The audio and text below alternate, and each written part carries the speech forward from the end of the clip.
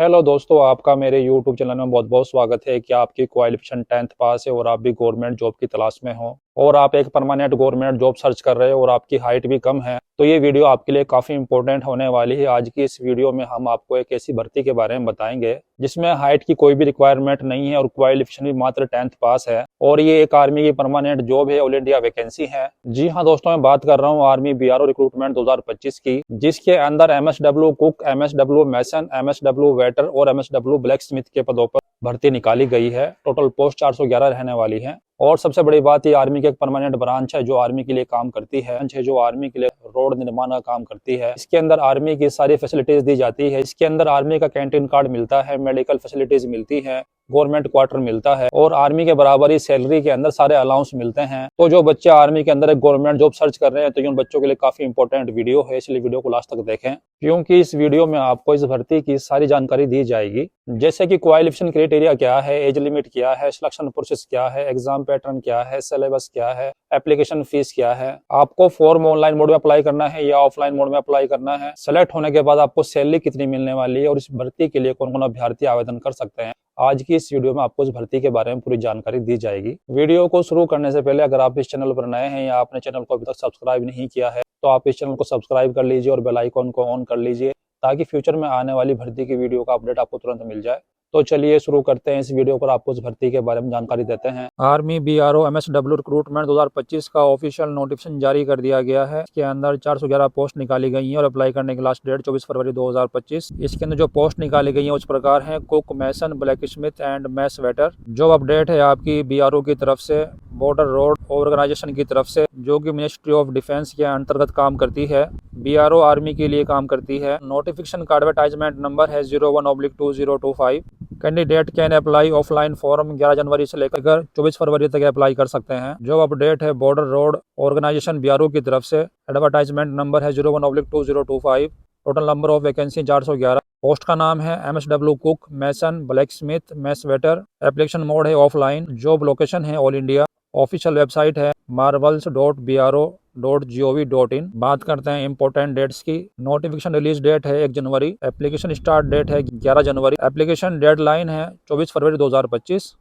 Exam date बाद में announce की जाएगी। बात करते हैं पोस्ट नेम और नंबर ऑफ वैकेंसी की। इसके अंदर एमएसडब्ल्यू कुक की 153 वैकेंसी हैं, एमएसडब्ल्यू मैसन की 172 वैकेंसी हैं, एमएसडब्ल्यू ब्लैक स्मिथ की 75 वैकेंसी हैं, एमएसडब्ल्यू मैस वेटर की 11 वैकेंसी हैं। टोटल नंबर ऑफ वैकेंसी 411 है।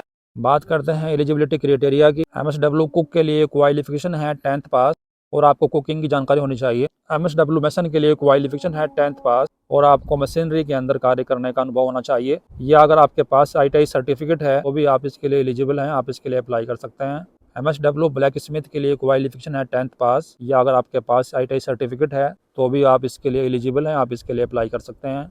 एमएसडब्ल्यू मैस वेटर के लिए क्वालिफिकेशन है 10th पास और आपको मैस वेटर के अंदर कार्य करने का अनुभव होना चाहिए, यानी आपको कार्य करना आना चाहिए। बात करते हैं रिक्रूटमेंट प्रोसेस की। आपको कैसे फॉर्म अप्लाई करना है। आपको इसके लिए ऑफलाइन मोड में फॉर्म अप्लाई करना होगा। आपको फॉर्म कैसे डाउनलोड करना है, आपको इसकी ऑफिशियल वेबसाइट पर विजिट करना होगा, जो कि इस प्रकार है marvels.bro.gov.in।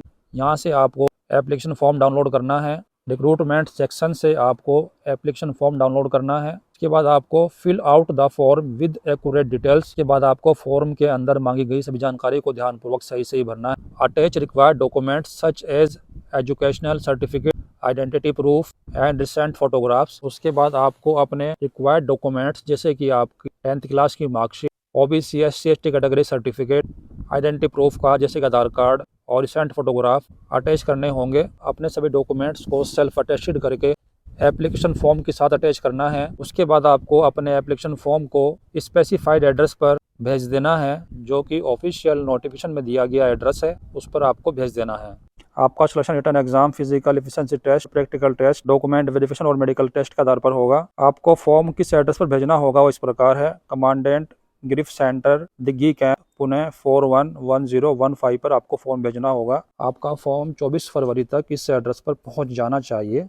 बात करते हैं एज लिमिट की। इसमें सभी कैटेगरी के लिए एज लिमिट है 18 वर्ष से लेकर 25 वर्ष के बीच, यानी कि आपकी date of birth general category की 24 फरवरी 2000 से लेकर 24 फरवरी 2007 के बीच होनी चाहिए और ओबीसी कैटेगरी की डेट ऑफ बर्थ 24 फरवरी 1997 से लेकर 24 फरवरी 2007 के बीच होनी चाहिए और SC/ST कैटेगरी की डेट ऑफ बर्थ 24 फरवरी 1995 से लेकर। बात करते हैं एज रिलैक्सेशन की। इसके अंदर SC/ST कैटेगरी को 5 साल की छूट दी गई है और OBC कैटेगरी को 3 साल की छूट दी गई है। इसके अलावा अगर आप हैंडीकैप हैं तो आपको एज में 10 साल की छूट मिलेगी और अगर आप माइग्रेंट हैं, जम्मू कश्मीर के रहने वाले हैं, तो आपको एज में 5 साल की छूट मिलेगी। बात करते हैं एप्लीकेशन फीस की। इसके अंदर जनरल कैटेगरी, EWS कैटेगरी और OBC कैटेगरी और एक सर्विसमैन से फॉर्म की फीस ली जाएगी 50 रुपीज़। इसके अलावा SC/ST और हैंडीकैप से कोई भी फीस नहीं ली जाएगी। आपको जो फॉर्म फिल करना है वो ऑफलाइन मोड में फिल करना है। आप फॉर्म को हिंदी या इंग्लिश में फिल कर सकते हैं। बात करते हैं फिजिकल टेस्ट की। इसका फिजिकल टेस्ट बहुत ही नॉर्मल फिजिकल टेस्ट है। आपको ओनली क्वालिफाई करना है। आपको 1.6 किलोमीटर की रनिंग क्वालिफाई करनी है 10 मिनट के अंदर, जो कि आप बड़े आराम से कर सकते हो। बात करते हैं हाइट। इसके अंदर वेस्टर्न हिमालय रीजन, जिसके अंदर आते हैं J&K, Himachal Pradesh, Punjab, hill area, south and west of the inter state border between Himachal Pradesh and Punjab and north and east of road, Mukerian, Hoshiarpur, Garhshankar, Ropar and Chandigarh, Uttarakhand. इसके लिए हाइट चाहिए 158 सेंटीमीटर और चेस्ट चाहिए 75 सेंटीमीटर बिना फुलाए और 5 सेंटीमीटर का फुलाव होना चाहिए। इसी प्रकार eastern Himalaya region, Sikkim, Nagaland, Arunachal Pradesh, Manipur, Tripura, Mizoram, Meghalaya, Assam and hill region of West Bengal, Darjeeling, Kalimpong district and Andaman Nicobar के लिए हाइट है, मेल कैंडिडेट के लिए हाइट है 152 सेंटीमीटर और चेस्ट चाहिए 75 सेंटीमीटर बिना फुलाए और 5 सेंटीमीटर का फुलाव होना चाहिए। इसके अलावा वेस्ट प्लेन रीजन के लिए पंजाब, हरियाणा, चंडीगढ़, दिल्ली, राजस्थान, वेस्टर्न यूपी के लिए हाइट है 162.5 सेंटीमीटर और चेस्ट चाहिए 76 सेंटीमीटर बिना फुलाए और 5 सेंटीमीटर का फुलाव होना चाहिए। इसी प्रकार ईस्टर्न प्लेन के लिए, जिसके अंदर आता है ईस्टर्न यूपी, बिहार, वेस्ट बंगाल, उड़ीसा, झारखंड के कैंडिडेट के लिए हाइट चाहिए 157 सेंटीमीटर और चेस्ट चाहिए 75 सेंटीमीटर बिना फुलाए और 5 सेंटीमीटर का फुलाव होना चाहिए। और सेंट्रल रीजन, मध्य प्रदेश, गुजरात, महाराष्ट्र, दादरा नगर हवेली, दमन दीव और छत्तीसगढ़ के लिए मेल कैंडिडेट के लिए हाइट है 157 सेंटीमीटर और चेस्ट चाहिए बिना फुलाए 75 सेंटीमीटर और 5 सेंटीमीटर का फुलाव होना चाहिए। Southern reason, Andhra Pradesh, Karnataka, Tamil Nadu, Telangana, Kerala, Goa and Pondicherry के मेल कैंडिडेट के लिए हाइट है 157 सेंटीमीटर और चेस्ट चाहिए 75 सेंटीमीटर बिना फुलाए और 5 सेंटीमीटर का फुलाव होना चाहिए। गोरखाज के लिए हाइट चाहिए 152 सेंटीमीटर और चेस्ट चाहिए बिना फुलाए 75 सेंटीमीटर और 5 सेंटीमीटर का फुलाव होना चाहिए। बात करते हैं एग्जाम पैटर्न की। इसके अंदर आपके 4 सब्जेक्ट आएंगे: general knowledge, general English, reasoning ability और ट्रेड स्पेसिफिक नॉलेज के क्वेश्चन होंगे। इसके अंदर 125 क्वेश्चन आएंगे 125 मार्क्स के। इसके अंदर जनरल नॉलेज के 25 क्वेश्चन आएंगे 25 मार्क्स के, जनरल इंग्लिश के 25 क्वेश्चन आएंगे 25 मार्क्स के, रीजनिंग एबिलिटी के 25 क्वेश्चन आएंगे 25 मार्क्स के, ट्रेड स्पेसिफिक नॉलेज के 50 क्वेश्चन आएंगे 50 मार्क्स के। बात करते हैं सिलेबस की। सिलेबस इस प्रकार रहेगा: जनरल नॉलेज के अंदर current affairs, Indian geography, history and constitution के क्वेश्चन आएंगे। मैथमेटिक्स के अंदर arithmetic, algebra, geometry and basic statistics के क्वेश्चन आएंगे। ट्रेड स्पेसिफिक टॉपिक के अंदर जो क्वेश्चन रहने वाले हैं वो प्रैक्टिकल एंड थ्योरिकल होने वाले हैं। इसके अंदर cook, mason, blacksmith, mess waiter के क्वेश्चन आएंगे, यानी कि आप जिस ट्रेड के लिए अप्लाई कर रहे हैं उसी ट्रेड से संबंधित क्वेश्चन आएंगे। बात करते हैं कि आपकी एलिजिबिलिटी क्राइटेरिया गारंटी नहीं है कि आपका सिलेक्शन हो जाएगा। कैंडिडेट को must qualify all stage of the recruitment process, यानी कैंडिडेट को सभी स्टेज क्लियर करनी होगी और उसके बाद आपका मेरिट के बेस पर सिलेक्शन होगा। आपको इसके लिए ऑफलाइन मोड में फॉर्म अप्लाई करना है। बात करते हैं कि आपको फॉर्म कैसे फिल करना है। सबसे पहले कॉलम है कंट्रोल नंबर, इसके अंदर आपको कुछ नहीं करना है, ये ऑफिशियल यूज के लिए है। इसके बाद नंबर 1 पर है नेम ऑफ पोस्ट, आप जिस पोस्ट के लिए अप्लाई कर रहे हैं। अगर आप MSW कुक के पोस्ट के लिए अप्लाई कर रहे हैं तो आपको यहाँ पर फिल करना है MSW कुक। अगर आप MSW मैसन के लिए अप्लाई कर रहे हैं तो आपको यहाँ पर लिखना है MSW मैसन। और अगर आप MSW वेटर के लिए अप्लाई कर रहे हैं तो आपको यहाँ पे फिल करना है MSW वेटर। और अगर आप MSW ब्लैक स्मिथ की पोस्ट के लिए अप्लाई कर रहे हैं तो आपको यहाँ पर फिल करना है MSW black Smith. 2 number column में है serial number of post in advertisement, आपको यहाँ पर देखना है ऊपर जाकर, यहाँ पर जो पोस्ट दी हुई है इनका सीरियल नंबर है MSW कुक का 1, MSW मैसन का 2, MSW ब्लैक स्मिथ का 3, MSW मैस वेटर का 4। आप जिस पोस्ट के लिए भी अप्लाई कर रहे हैं आपको वही सीरियल नंबर यहाँ पर फिल करना है। अगर आप MSW कुक के लिए अप्लाई कर रहे हैं तो यहाँ पर आपको सीरियल नंबर 1 फिल करना है। नंबर 3 है रिक्रूटमेंट सेंटर, आपको इसमें कुछ नहीं करना है, ये ऑटोमेटिक फिल हुआ है।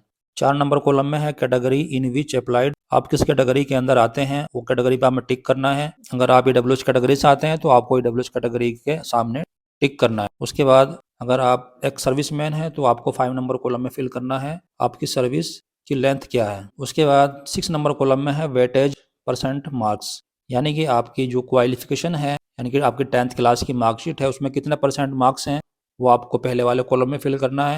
उसके बाद एडिशनल क्लेम एज पर कॉलम 15 नंबर कॉलम में है कि अगर आपके पास इसके अलावा अदर क्वालिफिकेशन है उसमें कितनी परसेंटेज है उसको यहाँ पर फिल करना है, और दोनों को जोड़कर जो परसेंटेज आती है उसको टोटल परसेंट में फिल कर देना है। उसके बाद whether belong to minority community, अगर आप माइनॉरिटी कम्युनिटी से बिलोंग करते हैं तो आपको यस पे क्लिक करना है, और अगर आप माइनॉरिटी कम्युनिटी से बिलोंग नहीं करते हैं तो आपको नो पे क्लिक करना है। अगर आप मुस्लिम, Christian, Sikh, Buddhist, Jain, any other, अगर आप इनमें से किसी से बिलोंग करते हैं तो आपको यस पे टिक करना है, अदरवाइज आपको नो पे टिक करना है। नेक्स्ट कॉलम है 8 number economically weaker section EWS, अगर आप ईडब्ल्यूएस कैटेगरी से बिलोंग करते हैं तो आपको यस पे टिक करना है, अदरवाइज आपको नो पे टिक करना है। 9 नंबर कॉलम में आपको ये पूरा फॉर्म आपको ब्लॉक लेटर में और कैपिटल लेटर में फिल करना है। 9 नंबर कॉलम में आपको अपना नाम फिल करना है।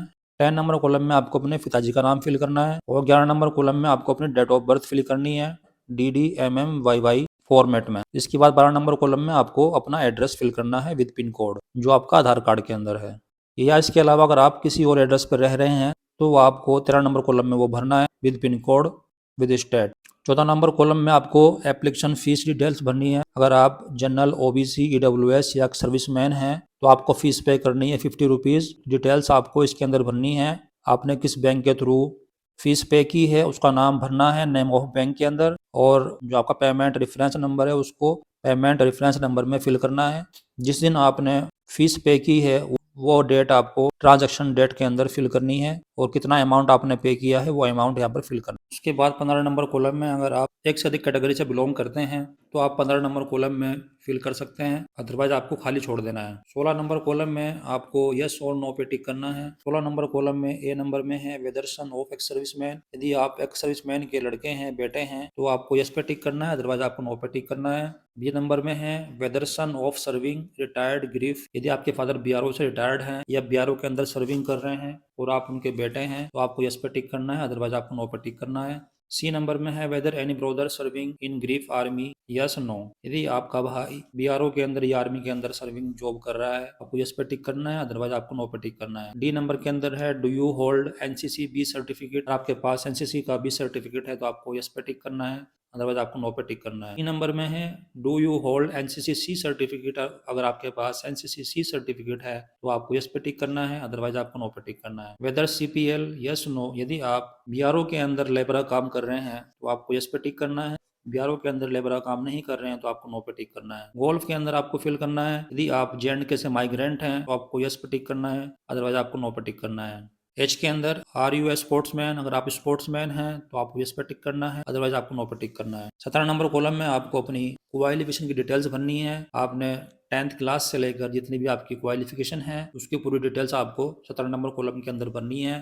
Name of exam, year of passing, board, university, subject and marks obtained, percentage of marks, जितने भी आपने एग्जाम पास कर रखे हैं 10th क्लास से लेकर की पूरी डिटेल्स आपको इसके अंदर फिल करनी है। इसके अलावा अगर आपने कोई कोर्स कर रखा है, कोई डिप्लोमा कर रखा है कंप्यूटर का या ITI का, तो आपको बी कॉलम के अंदर उसकी पूरी डिटेल्स फिल करनी है। टेक्निकल एजुकेशन के अंदर name of exam, year of passing, board, university, marks obtained, out of marks, percent of marks. और नेक्स्ट फॉर्म है एडमिट कार्ड, आपको ये एडमिट कार्ड के अंदर अपना पासपोर्ट साइज फोटो लगाना है, अपना नाम लिखना है, फादर का नाम लिखना है, सन ऑफ, और अपना एड्रेस फिल करना है, आप किस गांव के रहने वाले हैं, तहसील के रहने वाले हैं, अपना आधार नंबर लिखना है और अपना पिन कोड फिल करना है और अपना डिस्ट्रिक्ट फिल करना है और अपना पोस्ट ऑफिस फिल करना है। उसके बाद आपको यहाँ पर पहले वाली लाइन के अंदर साइन करने हैं और अपने बाएं हाथ के अंगूठे का निशान लगाना है। उसके बाद जब आपका रिटन एग्जाम होगा फिर दोबारा आपको यहाँ पर साइन करने हैं, फिर आपको अपने बाएं हाथ के अंगूठा निशान लगाना है। फिर नेक्स्ट टाइम जब आपका फिजिकल टेस्ट होगा तब आप जाएंगे फिजिकल टेस्ट देने के लिए, फिर दोबारा आपको वहाँ पर सिग्नेचर कराया जाएगा और आपके बाएं हाथ के अंगूठे का निशान लगवाया जाएगा। नेक्स्ट टाइम जब आपको प्रैक्टिकल टेस्ट होगा फिर दोबारा आपको वहाँ पर सिग्नेचर कराया जाएगा और आपके बाएं हाथ के अंगूठे का निशान लगवाया जाएगा। और लास्ट में जब आपकी ज्वाइनिंग होगी, ज्वाइनिंग के टाइम पर फिर आपका, और लास्ट टाइम जब आपका ज्वाइनिंग होगा उस टाइम पर फिर आपको सिग्नेचर कराया जाएगा और आपके बाएं हाथ के अंगूठे का निशान लिया जाएगा। इसमें फॉर्मेट दिए हुए हैं, अगर आप SC ST कैटेगरी के हैं तो आपको इस फॉर्मेट के अंदर अपना कास्ट सर्टिफिकेट बनवा लेना है। इसके अंदर से डाउनलोड करके आपको प्रिंट आउट निकालना है और अपना तहसीलदार के यहाँ से आपको अपना सर्टिफिकेट बनवा लेना है। और अगर आप ओबीसी कैटेगरी से बिलोंग करते हैं उसका भी फॉर्मेट दिया हुआ है, उसको डाउनलोड करना है और अपना कास्ट सर्टिफिकेट बनवा लेना है अपने तहसीलदार के यहाँ से।